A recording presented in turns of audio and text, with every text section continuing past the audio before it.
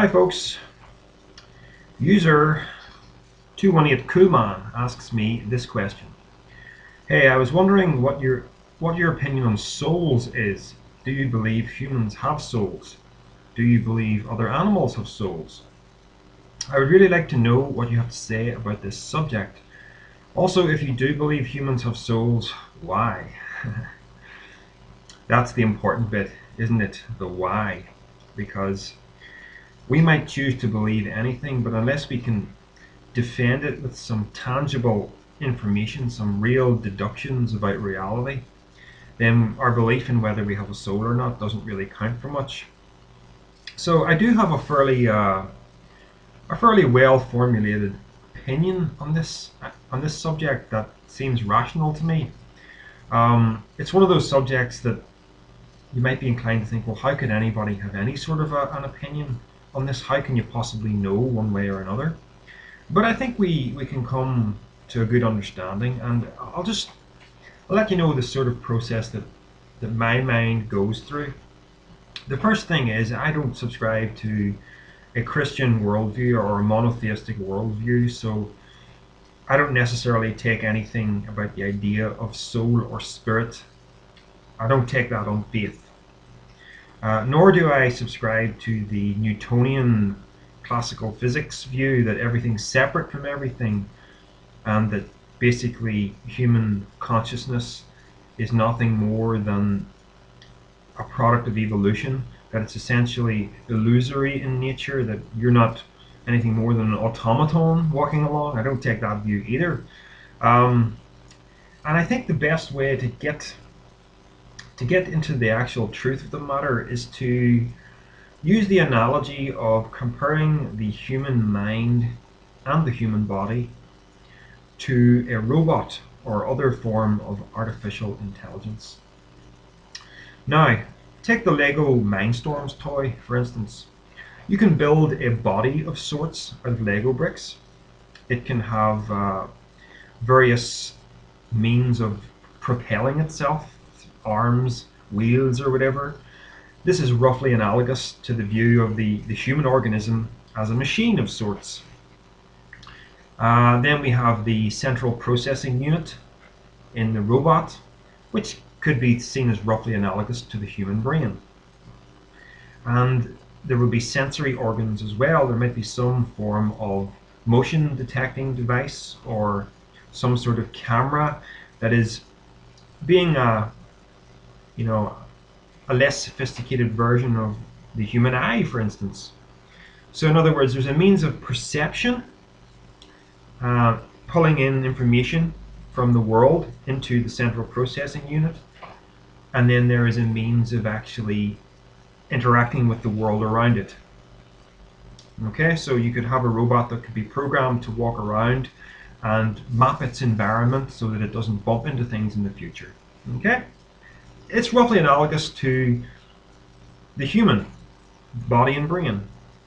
But here's the thing, there is a massive difference, and it has to be taken into account. You possess something that you might call consciousness, that I think we have to distinguish it from the mind itself. Because by mind I really mean brain. There's processes in the brain. We've identified the temporal lobe, the frontal lobe, the visual cortex, etc., etc. We know what we don't have a comprehensive understanding of the brain, but we know what various parts of it do. But there is something you might call consciousness, and by that I simply mean the sense of self, or the I feeling. That sounds like a crude term, but I really like that term, the I feeling. There is an awareness that you are something real. Now, what is that? And the observation that I come to is that I can't possibly tell, yet it is real. It is my sense of self as entity, if you like. Now, if you look at that Lego Mindstorms toy or any other robot, it's a little bit different than that. It's just a feedback loop with no self at the center. Perceptions come in, they are processed through a computer, and the results of those processing cause it to make decisions. Okay? But it's just a feedback loop. There's no you. There's no self. There's no I feeling. And this is where I sometimes hit a real roadblock when it comes to having this sort of a discussion with an atheist. Not all atheists, but somehow it seems very hard to convince them that this I feeling is something real. Because they seem to keep wanting to define it as the sum total of the brain processes. But in doing that, you're not getting to the heart of what it is. There is a core to you. I am real. That's different from an artificial intelligence. Now, the reason we know that it's different is, if it's the way the atheist claims that it's just basically consciousness is really an illusion, you're not really here, it's just processes in the brain, well then you should be able to break all those processes down and recreate a facsimile that is every bit as real as you. But we can't, can we? We just get these automatons. And you know that you are vastly different from an automaton. It is something that you feel as real, something that is even more real than your trust that there is a world outside your eyes. You feel this realness even before you come to appreciate the realness of the world outside of you, because to do that you really have to trust that sense perception is not telling you fibs. And maybe it is telling you fibs, but that's another story, right? There is the I feeling having an experience. And that seems to be what existence boils down to. So if you have a very basic understanding of the nature of reality, so that's consciousness, but if we move on now to the nature of reality, physical reality, material reality, if you have the basic idea that we all left high school with, that the world is made up of separate things that have an essentially three-dimensional essence propelled through time, then you will tend to think that your I feeling is totally different from someone else's I feeling and another person's I feeling. And you will come up with the idea that we all have individual souls.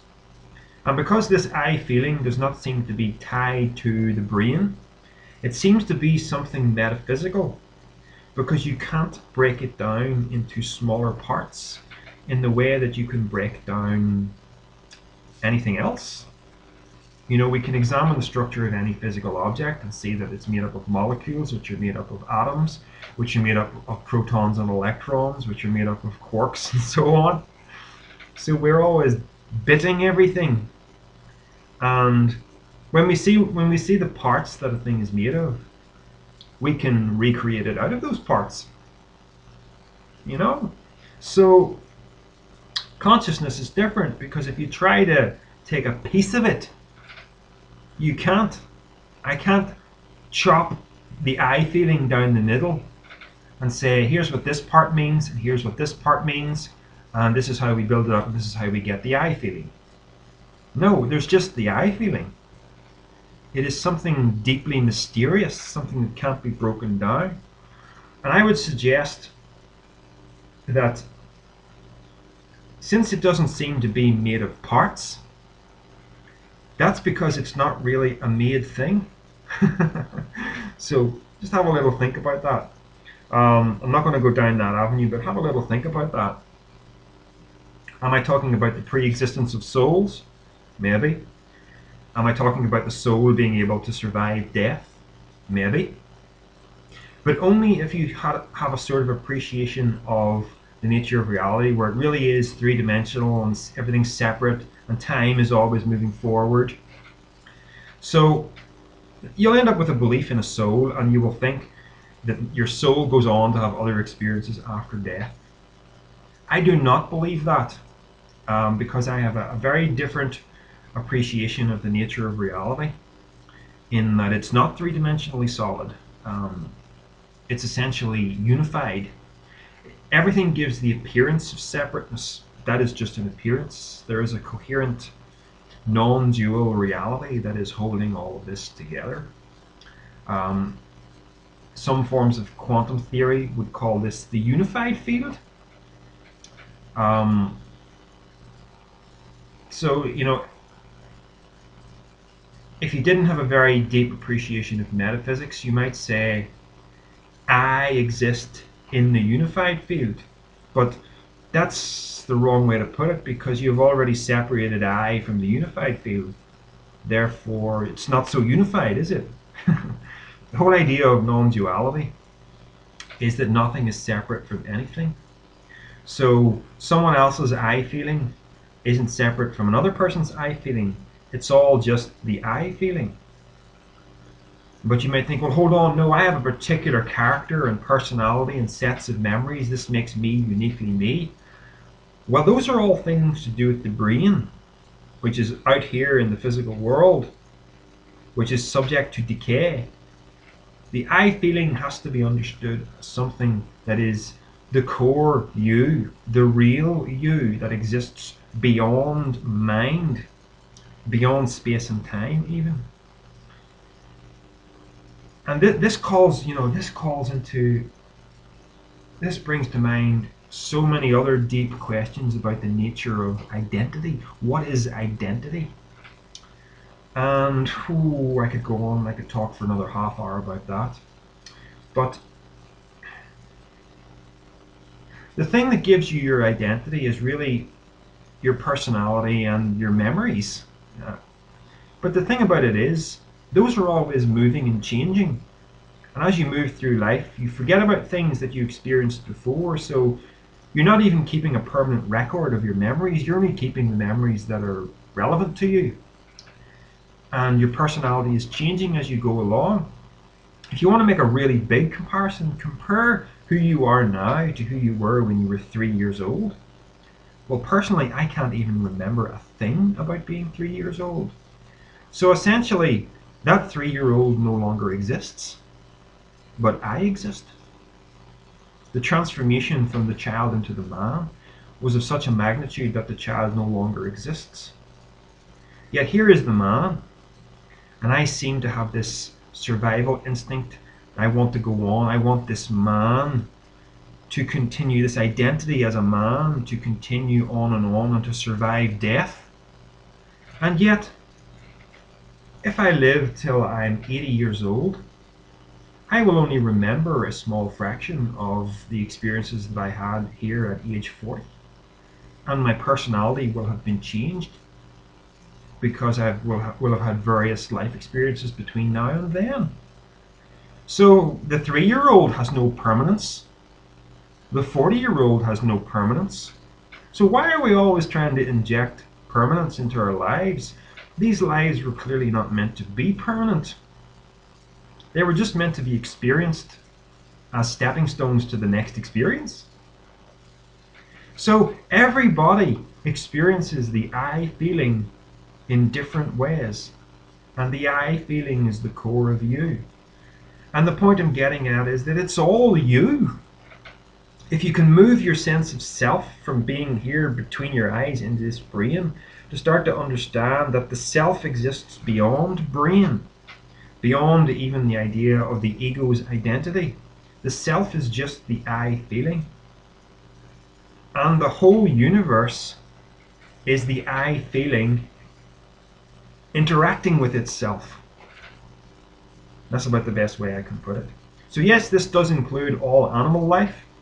It includes all plant life. It includes all mineral life. It includes everything. Now, I'm not trying to say that rocks have some kind of human-like consciousness. No.